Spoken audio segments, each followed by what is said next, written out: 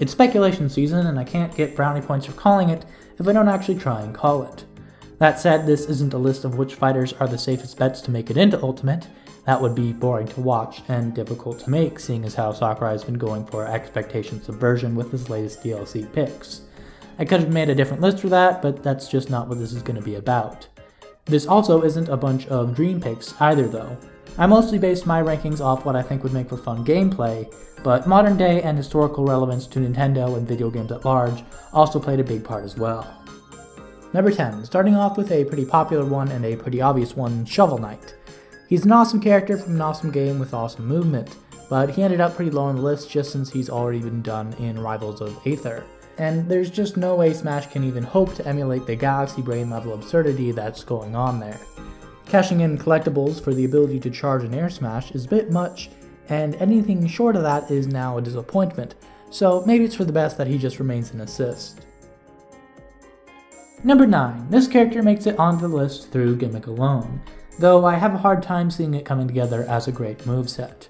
We've got reps from every generation of Pokemon except Hoenn and Unova, and between the two, the coolest playstyle comes from Zoroark. For the uninformed, Zoroark's deal is that on its own it's not very special, but when you send it out, it disguises itself as a different Pokemon on your team. It's not actually very good, but it brings me an indescribable sense of glee to make my opponent second guess if they're actually fighting a Wobbuffet or not. However, since Zoroark's ability can't change its actual moves, just its appearance, that doesn't really translate that well into a game like Smash. That said, I think it would be very cool to have a sneaky character who actually depended on deception. Sheik and Greninja are ninjas, sure, but functionally they're just kind of acrobatic wizards.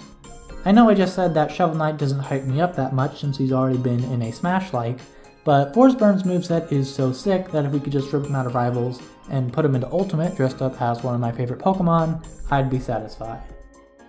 Number 8. One character archetype I think Smash has struggled to integrate is a good stance character.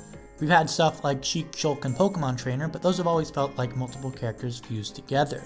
One usually excels at distributing percentage while the next is for launch. But what I like to see from a stance character is the delicate juggle of different tools. Basically, it's more fun to be switching styles often based off your situation, rather than just switching once you've done enough damage. Now, honestly, I'm more in love with the playstyle than any of the characters that may fill it, but here are a few ideas I came up with. Rex could hop between Pyra and Mythra. Mike Hagar could switch between grappling and slinging around his pipe, and Aegislash could swap between offense and defense. I'd take any of these guys for my number 8 spot if it meant I got a playstyle where you would be panicking to stance change off stage, though each of them kind of fall short of making the list on their own. If I were being fair, I'd probably say Rex, since Hagar's been fighters before, and Aegi's just another Pokemon, but I'd personally be more excited for a less expected pick. If characters like Joker and Snake can make it in, then my number 8 spot is going to go to Solaire, because that's not all that much of a stretch. Dark Souls is on the Switch. One of the best features of that series is how you can manipulate your entire moveset by juggling a bunch of different equipment between 2 slots, so it would be fitting for Solaire to be jumping back and forth between offhanding miracles and a shield. In your miracle stance, you'd have access to lightning spears and knockback heavy moves, but no recovery options. With your shield, you'd be safer with access to Soapstone for down special. You could write down your name and then teleport back to that same location later on. That way your kill stance would also make yourself more killable, so you'd need to style swap more often.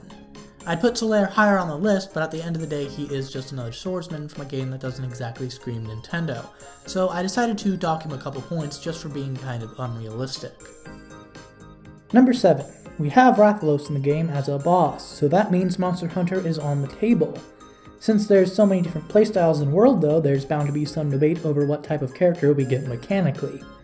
If we get a hunter, then the big debate is going to be over which weapon gets repped.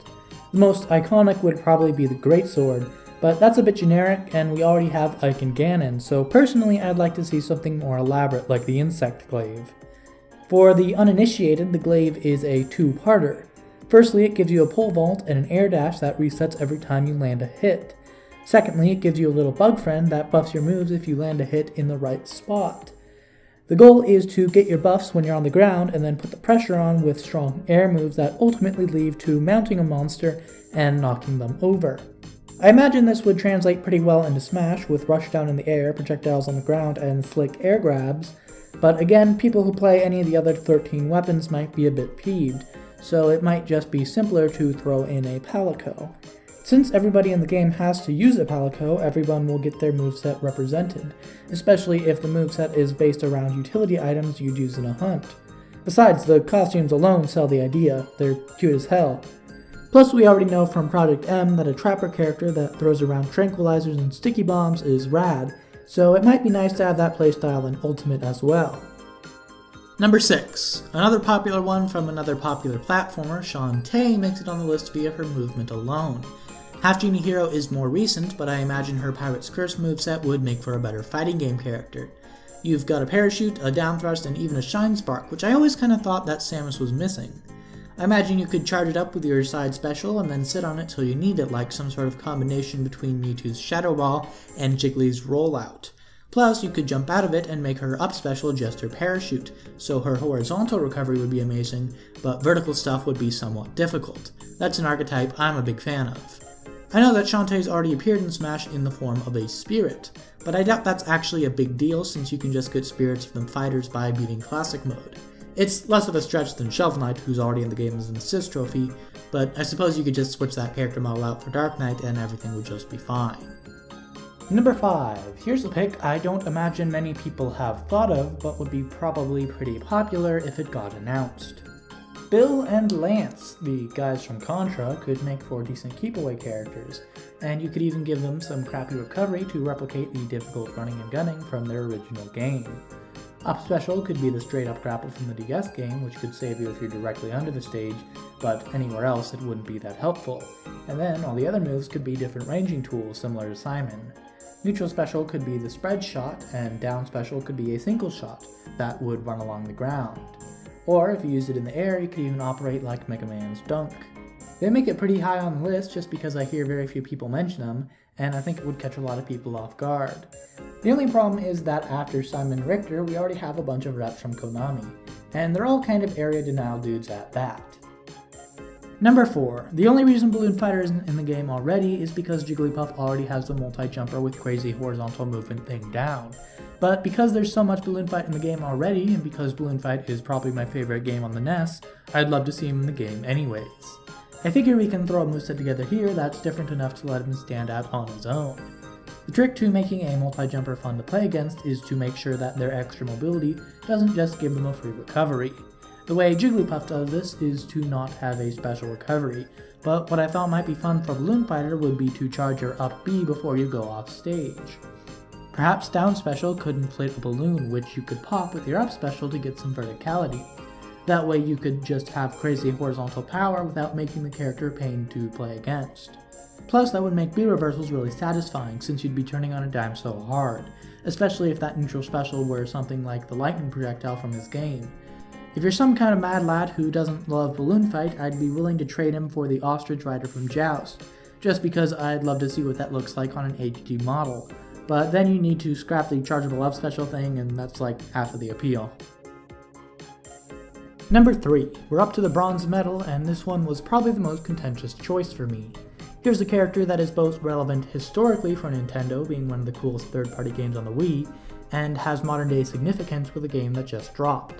The key reason this character ended up so high is because I personally think that they could use the push. I want No More Heroes 3 to happen, and getting into Smash could just be what Travis Touchdown needs. Now, Travis is unmistakably a grappler, but in Smash that may be weird since he's also got a sword, which would translate to slow moves that keep your opponent at a distance. So perhaps neutral special could jerk your sword, giving an extra stun. That way you could slice your opponent clean through and then finish him off with some sick wrestling moves, just like in the original game. Number 2. Another archetype I think the Smash games have never really done justice is the character that needs to manage their ammunition. Inkling comes pretty close, but since you're not really counting your shots as much as you're just watching a meter tick down, it doesn't scratch the same itch. You don't get as pissed off when you miss since you're constantly reloading anyways. My number 2 pick, Leon Kennedy, fits that archetype like a glove. Plus, just like Travis, he's never been in a fighting game before, and is both relevant historically, with RE4 originally being exclusive for the GameCube, and today with Remake 2 just coming out. His side special would bring out his pistol and you'd aim it with up and down on the control stick. Decent damage and good knockback for a projectile, but it would cost a bullet to use. You can reload with neutral special, but that costs a lot of frames, so you'll either have to do it at a distance or use down special to flashbang. Then you got a grapple for recovery, a knife for your smashes, 6 suplexes for grabs, and that's all the ingredients for a radical character. Alright, let's review. Number 10, Shovel Knight. Number 9, Zoroark. Number 8, Solaire. Number 7, a Monster Hunter. Number 6, Shantae. Number 5, Bill Riser and Lance Beam. Number 4, Balloon Fighter. Number 3, Travis Touchdown. Number 2, Leon Kennedy. And number 1, well, before we get to the highly anticipated gold medal, let's go through an entirely different top 10 of honorable mentions that didn't quite make the list. If it were up to me, half of the list would have just been a bunch of different Pokemans, but luckily I was around to stop me, so only one made the cut. The 2 generations with no representation are Hoenn and Unova, and the obvious picks from those 2 are Zoroark, who made the list, and Sceptile, being the final form of a grass starter. Since Sceptile didn't really have a cool moveset that jumped out at me, he didn't really make the cut. Before Ultimate released, I honestly thought that Decidueye was a shoo-in, so I was pleasantly surprised when I got my boy Incineroar instead. A ghost type with Keep Away and good aerial mobility would be awesome, and perhaps more realizable than another dark type with disguises. But since an Alola starter is already in, I felt more inclined to pick a more gimmicky character. Dylan, Crystal, and Takamaru are all pretty cool, but nobody really knows who they are but me, so I guess they're forever doomed to just be assist trophies. People actually care about Minna though, so it would be pretty rad to have her and Wolfling tag team, if for nothing else than to just have yet another Link in the game. Chris from Deltarune and Sans from Undertale almost made it in despite the obnoxious memes, because they come from such a popular and cool indie game, but since they're kinda pacifist, it would be difficult to gamify. Chris could use Hypnosis, I guess, but that's basically just Mewtwo's down special, so I don't know if it would actually be any fun. Sans might actually be more realizable with a hit stunless 1 DPS poisoning projectile like Gaster Blaster and maybe telekinetic throws that turn you blue. Maybe he could do his weird shortcut thing and teleport to the opposite side of the screen, but that might just be mega busted. Ultimately, they just didn't make the list because I'd have a hard time talking about them, but I'd be stoked to actually see him in the game. I really enjoy characters with terrible recovery because I guess I'm sort of a masochist, so I really tried to make Spencer from Bionic Commando work. But somehow I doubt people would actually be pleased with a character who literally did nothing when you press the jump button, and that's half of the appeal. Maybe he could just only have a double jump, and when you're on the ground you need to run off stage or grapple to gain some verticality. Ultimately, nobody plays Bionic Commando, he's already in a fighting game, there was already too many Capcom characters on the list, and Little Mac already exists. So there would be too many cons despite my love for him. Could you imagine Hitler making it in as the spirit though? That'd be fucked. I also wanted to put Ryu on the list. Not that one? There we go. He almost made it, but again, he's an acrobatic ninja who doesn't really sneak around, so he lost his spot to Zoroark. Alright, on to my number 1 pick, and if you know anything about me, then this shouldn't come as any kind of surprise.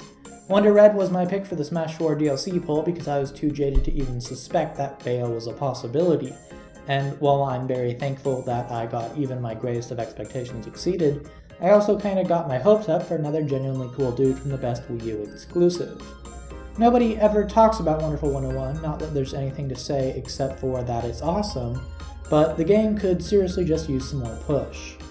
I imagine Wonder Red utilizing the rest of the 101 in Smash as assists.